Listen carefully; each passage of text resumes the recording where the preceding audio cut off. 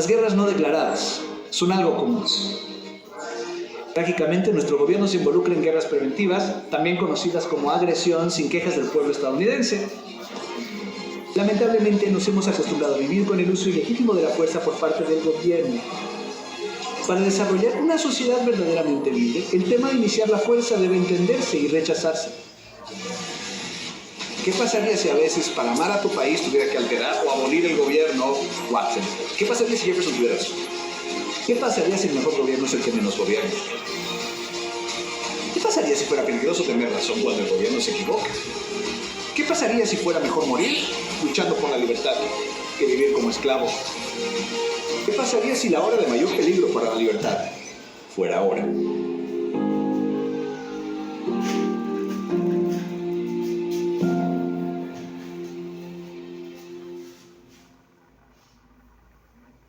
Hola a todos, el juez Andrew Napolitano aquí para Judging Freedom Day. Hoy es lunes 17 de agosto de 2026.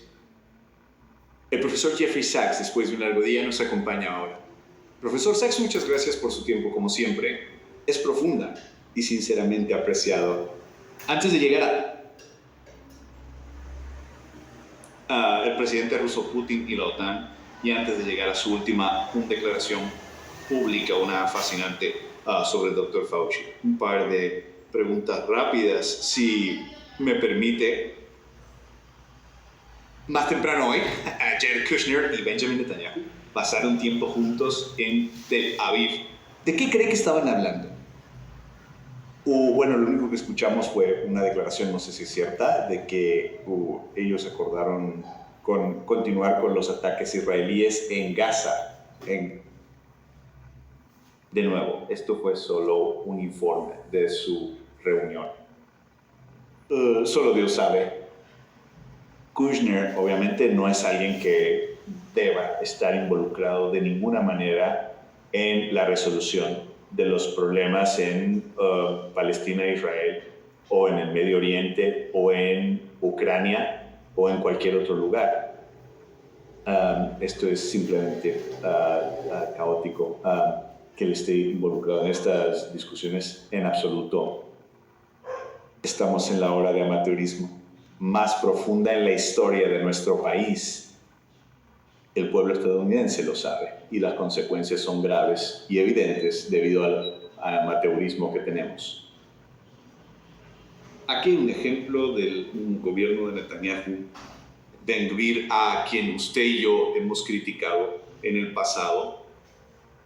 Él ocupó un puesto en el gabinete de Netanyahu aproximadamente comparable al director del FBI en los Estados Unidos.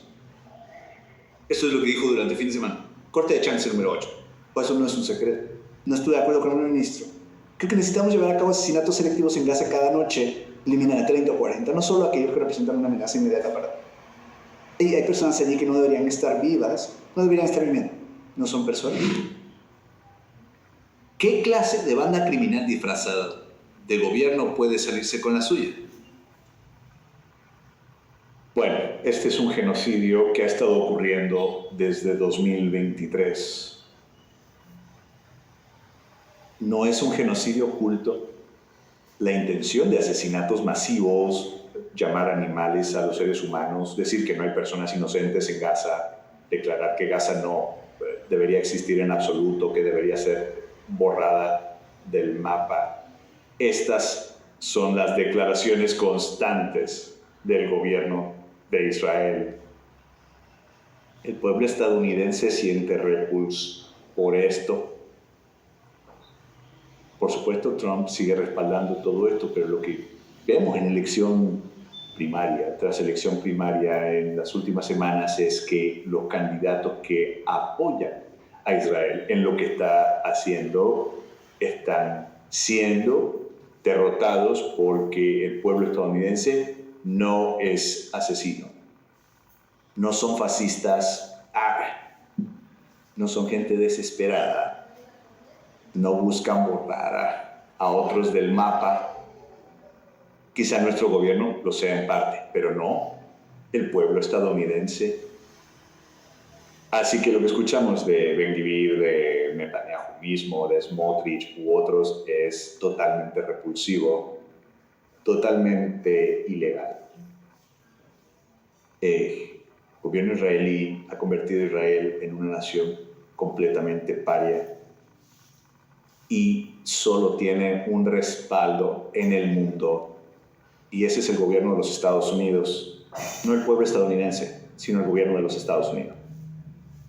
Y esto es una tragedia, primero para los palestinos, segundo para el mundo, tercero para el propio Israel, que se está destruyendo a sí mismo y a su lugar en el mundo, y es un desastre para el pueblo estadounidense, que entiende cada día más que su gobierno está fuera de cualquier límite de opinión pública, decencia o derecho internacional.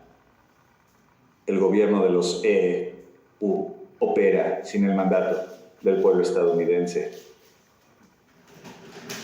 Y hay una legislación que el Congreso está por aprobar que fusionaría la comunidad militar y de inteligencia de este gobierno criminal con la de los Estados Unidos en una fusión obligatoria.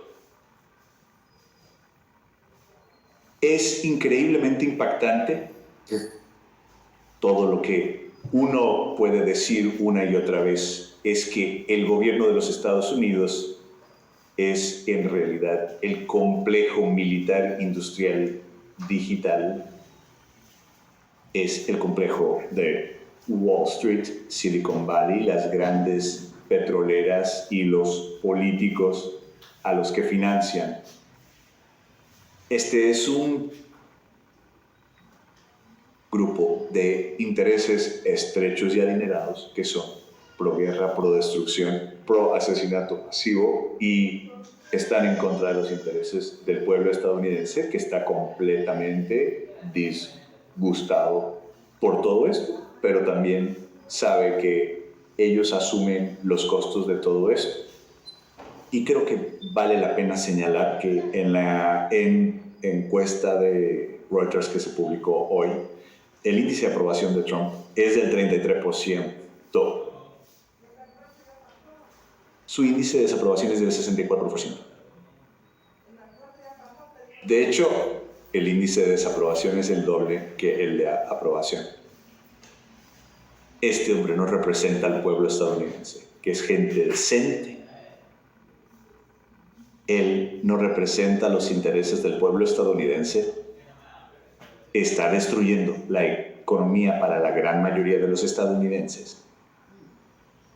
Pero estamos en manos de unos cuantos multimillonarios en Silicon Valley, en Wall Street o en las grandes petroleras que impulsan estas guerras a pesar de los efectos catastróficos que tienen para el resto de Estados Unidos y, de hecho, para el resto del mundo.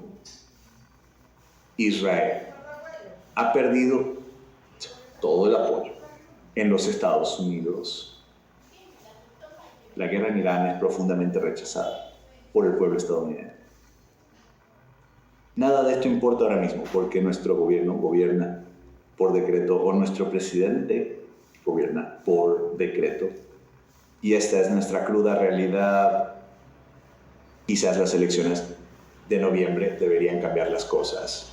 Necesitamos un Congreso que se oponga a esta ilegalidad, a esta imprudencia y a esta corrupta atención a intereses muy limitados. Así que esta es una primera esperanza. Pero en general, el sistema político estadounidense no representa los intereses ni las opiniones del pueblo estadounidense. Usted y un colega profesor de farmacología en la Universidad de Columbia, donde usted es profesor de economía, publicaron recientemente una carta abierta al doctor Anthony Fauci. En pocas palabras, ¿qué le dijeron a este hombre?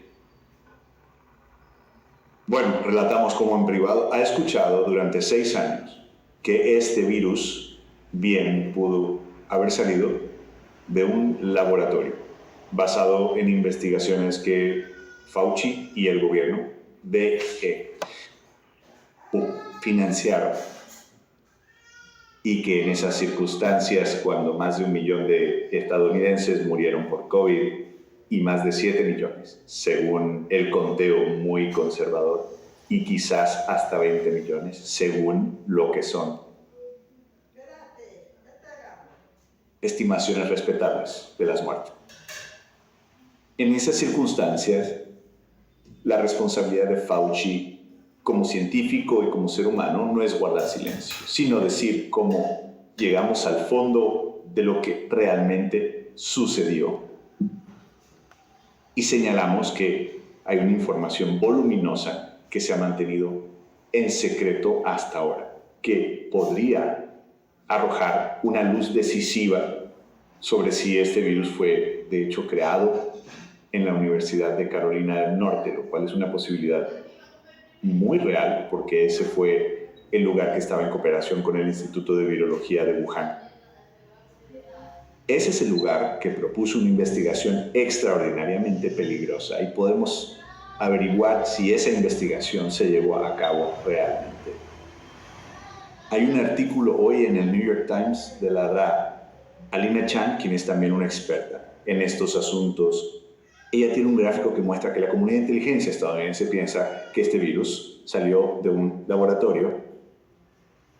Eso es bastante dramático. El FBI, la CIA y muchas otras instituciones científicas sostienen ahora que es la visión más probable, tal como usted y yo hemos discutido y como enfatizamos en la carta que el Dr. Harrison y yo publicamos esta última semana.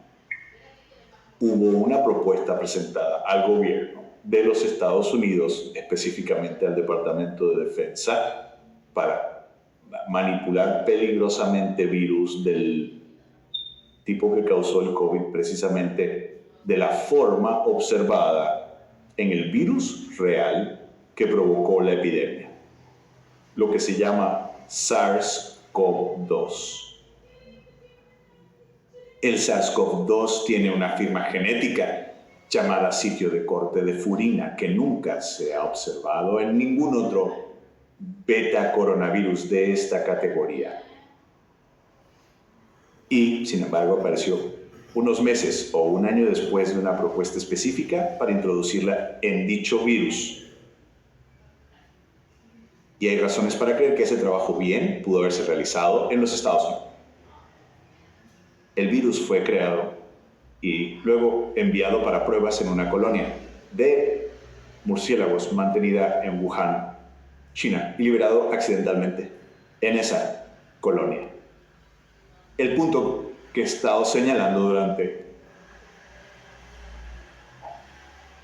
al menos 5 años y que el profesor Harrison y yo planteamos en un artículo publicado en Proceedings of the National Academy of Sciences, PNAS, en 2022, es que la evidencia para determinar si este virus fue creado en laboratorios estadounidenses puede encontrarse en Estados Unidos al revisar las notas de laboratorio, correos electrónicos y otras comunicaciones electrónicas de unos pocos laboratorios específicos que habían declarado su intención de trabajar de esta forma tan peligrosa. Y es muy sencillo examinar esta información y proporcionarla a investigadores independientes. Esta no es una cuestión complicada.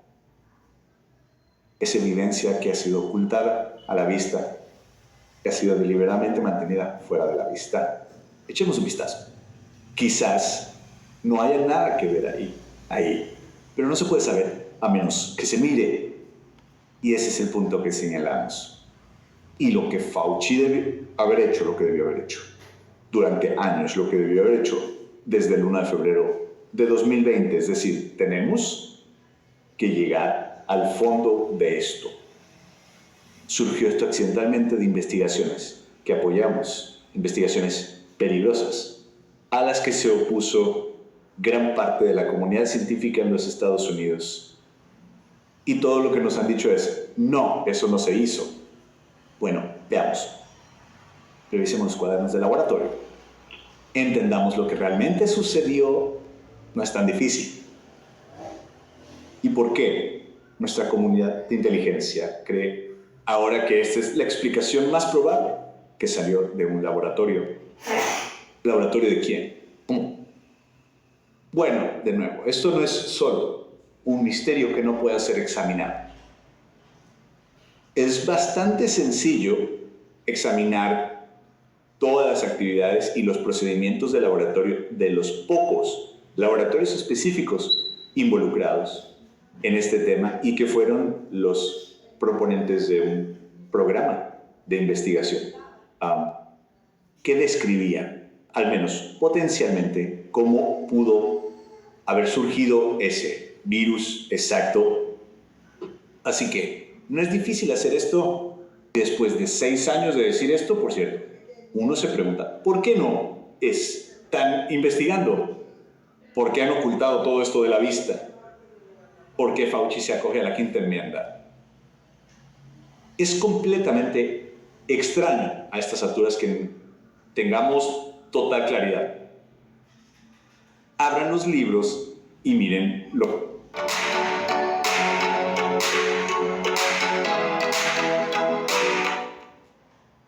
que sucedió.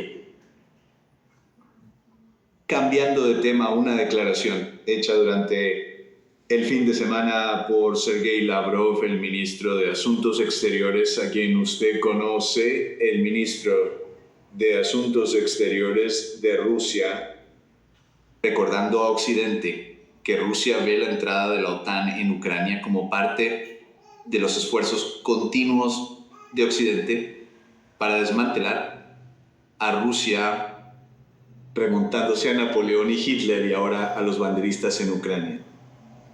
No creo que Occidente entienda esto y quiero que usted opine al respecto. En la misma respuesta, tiene razón. Putin, al temer a la OTAN, ¿o es la OTAN inofensiva, profesor Sachs? Bueno, comencemos hace 36 años. El 10 de febrero de 1990, el canciller alemán Helmut Kohl le dijo al presidente Mikhail Gorbachev que si la Unión Soviética aceptaba la reunificación de Alemania, la OTAN no se aprovecharía y no se movería hacia el este. Y esta fue una declaración hecha por su ministro de Asuntos Exteriores, Hans-Dietrich Genscher. Por cierto, conocía a ambas personas.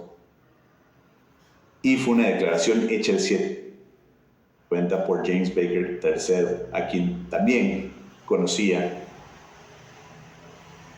Se le dijo a la Unión Soviética y se le dijo al presidente Yeltsin de Rusia, en términos claros, que la reunificación alemana no iría acompañada de ningún movimiento hacia el este de la OTAN.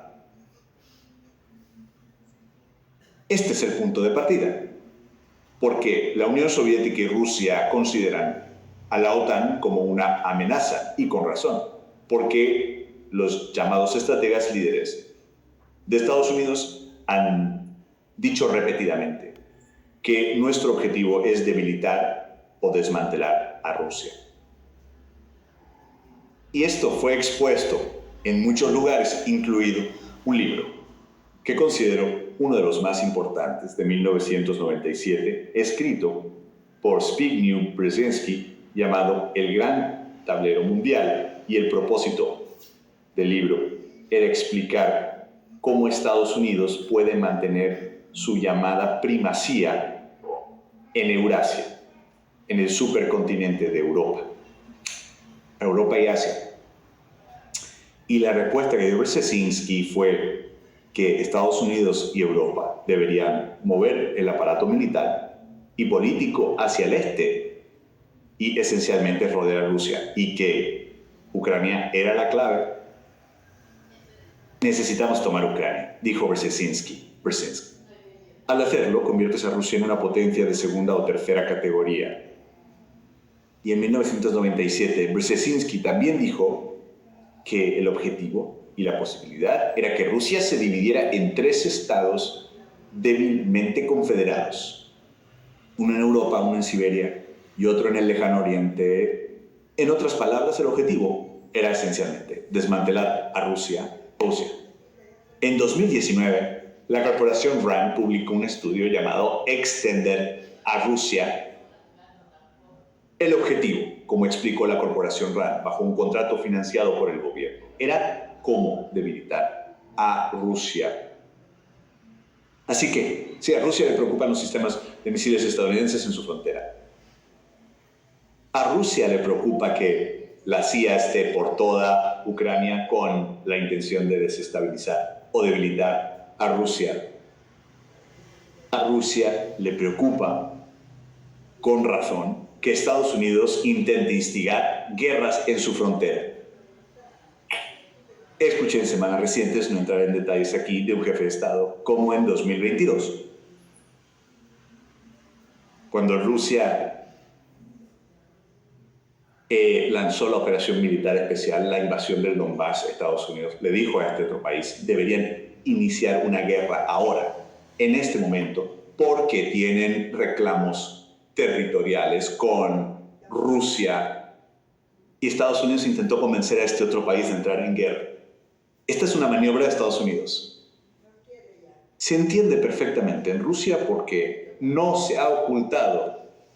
Si realmente conoces a la gente, la literatura, las declaraciones y los documentos de política, el objetivo de Estados Unidos desde 1990, especialmente desde 1990, ha sido debilitar, derrocar o desmantelar a Rusia.